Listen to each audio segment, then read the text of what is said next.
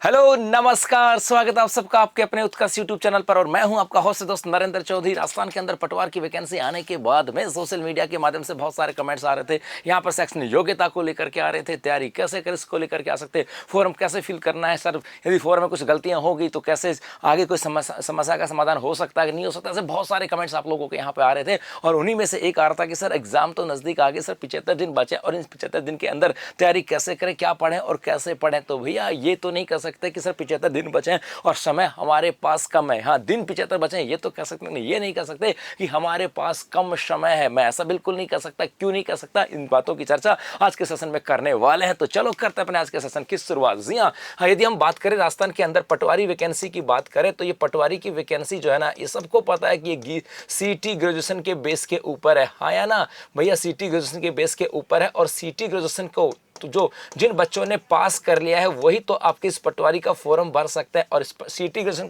को पास करने के लिए आप 100% आप लोगों ने तैयारी तो की होगी। तो ऐसा तो एक भी बच्चा नहीं होगा जिन्होंने बिना तैयारी के सीटी ग्रेजुएशन पास किया होगा। तो एक भी बच्चा ऐसा नहीं है जिसकी पटवारी की तैयारी नहीं है, क्योंकि जो सीटी ग्रेजुएशन का सिलेबस है लगभग वैसा ही मिलता जुलता आपके पटवारी में है। और आपको पहले से पता था कि सीटी बेस के ऊपर ही आपके ग्रेजुएशन के बेस के ऊपर आपकी पटवारी की वैकेंसी होगी। तो ये तो नहीं कह सकते कि सर हमने तैयारी नहीं की, हमारे पास कम समय है। बसरते ये हो सकता है कि हम अब 75 दिन बचे हैं, ये नहीं कह सकते कि समय कम है, क्योंकि आपने सीटी ग्रेजुएशन करके अपनी तैयारी तो की थी अब। लेकिन इतना जरूर हो सकता है इस पटवारी के लिए कि हमारे पास जो स्टूडेंट हैं वो स्टूडेंट दो कैटेगरी के हो सकते हैं। एक तो वो जिनकी रेगुलर तैयारी है, एक तो वो बच्चे हो सकते हैं जिनकी रेगुलर तैयारी है, क्योंकि सीटी ग्रेजुएशन के बाद उन्होंने ठान लिया था कि भैया आने वाले समय के अंदर पटवार वीडियो की वैकेंसी आ रही है और हमें उनकी तैयारी करनी है। तो वो बच्चे हो सकते हैं। या फिर एक बच्चा वो हो सकता है जिन्होंने अपनी तैयारी छोड़ दी है, तैयारी छोड़ चुके थे, तैयारी छोड़ दी थी कि भैया सीटी ग्रेजुएशन का रिजल्ट आने दो, उसके बाद वैकेंसी आएगी, उसके बाद तैयारी करूंगा। बस इतना ही हो सकता है, बल्कि तैयारी उन्होंने की थी,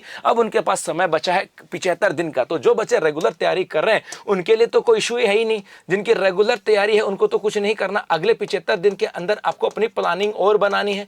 इस 75 दिन के अंदर अपनी प्लानिंग बनानी है। यहां पर आपको आपका टाइम मैनेजमेंट करना है। टाइम मैनेजमेंट का मतलब है कि सपोज करो यदि आप सोचो कि सर हमें 40 दिन जो है ना, अगले 45 डेज की बात करें, 45 डेज के अंदर हमें एक बार अपना रिवीजन करना है, क्योंकि आप लोग तैयारी तो पहले से कर रहे थे। तो सर हमें 45 डेज के अंदर 40 डेज के अंदर हमें फटाफट से इसका रिवीजन एक बार तो कर लेना। मतलब जितना भी चीजें हमारे पास है एक बार हम जीरो से लेकर के जेड तक, जीरो से लेकर के 100 तक या ए से लेकर के जेड तक अगले 40 डे में पढ़ेंगे। उसके बाद अगले जो 35 डेज आ रहे हैं, इस 35 डेज के अंदर हम लोग टेस्ट सीरीज के माध्यम से जाएंगे और इस टेस्ट सीरीज से हमें यह पता लग जाएगा कि हमारा कौन सा टॉपिक कमजोर है और फिर हम उसको वहां पे पढ़ेंगे और रिवीजन भी करने वाले हैं। इसका मतलब है अगले 40 दिन के अंदर जो आपका सिलेबस है एक बार उसको पढ़ दो भाई, मस्त होकर के पढ़ दो, एक बार पूरे सिलेबस को पढ़ दो। उसके बाद अगले 35 डेज जो बचे उसके अंदर आपको टेस्ट सीरीज के माध्यम से जाना होगा।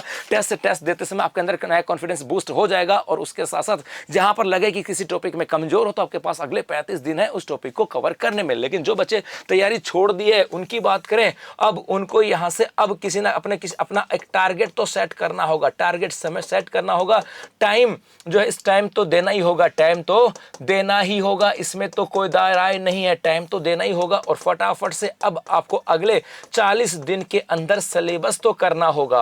अब थोड़ी सी मेहनत आपको करनी होगी, ये पक्की बात है, क्योंकि आपने पहले पढ़ा है, तैयारी तो आपने सीटी ग्रेजुएशन में की है, बस उस तैयारी को इस 40 दिन के अंदर लाना होगा। हो सकता है यहां पर बच्चा 7-8 घंटे पढ़े तो आपको यहां पर 10-12 घंटे देने पड़े, लेकिन प्लानिंग में चेंज नहीं हो सकता। अगले 40 दिन के अंदर पूरा रिवीजन आपको करना होगा जो आपने एक बार रिकॉल किया था। और उसके बाद में आपको टेस्ट सीरीज के माध्यम से जाना होगा कि इस टेस्ट लास्ट 30 डेज की बात करें, वहां पे टेस्ट सीरीज की बात करें कि भैया टेस्ट सीरीज देने होंगे, आपका जो कॉन्फिडेंस है वो बूस्ट यहां पर होगा। और उसके साथ साथ टेस्ट सीरीज में आपको पता लग जाएगा 40 दिन आपने जो तैयार किया था पहले वाला कितना याद है। यदि कोई टॉपिक कमजोर रह गया हो, क्योंकि ऐसा तो हो नहीं सकता कि बच्चे का किसी एक पार्ट मजबूत होता है, एक पार्ट कमजोर होता है, किसी की हिस्ट्री अच्छी है तो किसी की ज्योग्राफी कमजोर है, किसी की मैथ अच्छी है तो किसी की साइंस कमजोर हो सकती है। तो फिर वहां से पता लग जाएगा, उसके अकॉर्डिंग आप लोग काम कर सकते हो और आपकी इसी 75 डेज के अंदर आपकी तैयारी और कैसे बेहतर हो सकते हैं, कैसे 75 डेज के अंदर आप अपने आप को तैयार करके इस पटवार के एग्जाम को क्रैक कर सकते हो। इसके लिए उत्कर्ष लेकर के आप लोगों के लिए उत्कर्ष पटवार टारगेट बैच 2025।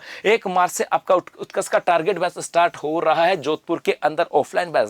जोधपुर में ऑफलाइन बैच स्टार्ट हो रहा है और वही ऑफलाइन जो बैच है वो लाइव फ्रॉम क्लासरूम आपको दिया जाएगा, घर बैठे आप लोग पढ़ सकते हो। जिसकी स्टैंडर्ड की फीस है मात्र 1000 रुपए और प्राइम की फीस है मात्र 2000 रुपए तो 1 तारीख से आपके पटवार का टारगेट बैच है, जहां पर एक्सपीरियंस फैकल्टी आपको अप टू मार्क्स अगले 75 डे के अंदर कैसे आप एग्जाम करेक्ट कर सकते हो, उन सब बातों पे चर्चा होगी। और उत्कर्ष कब में चल रहा है अपना ज्ञान कुंभ ऑफर, जहां पर आपको आज अंतिम दिन है, जहां पर आपको उत्कर्ष ऐप में उपलब्ध सभी जो ऑनलाइन कोर्सेज के ऊपर अप टू 90% का डिस्काउंट है। उत्कर्ष पास कोर्स के ऊपर आपको 20% का डिस्काउंट है।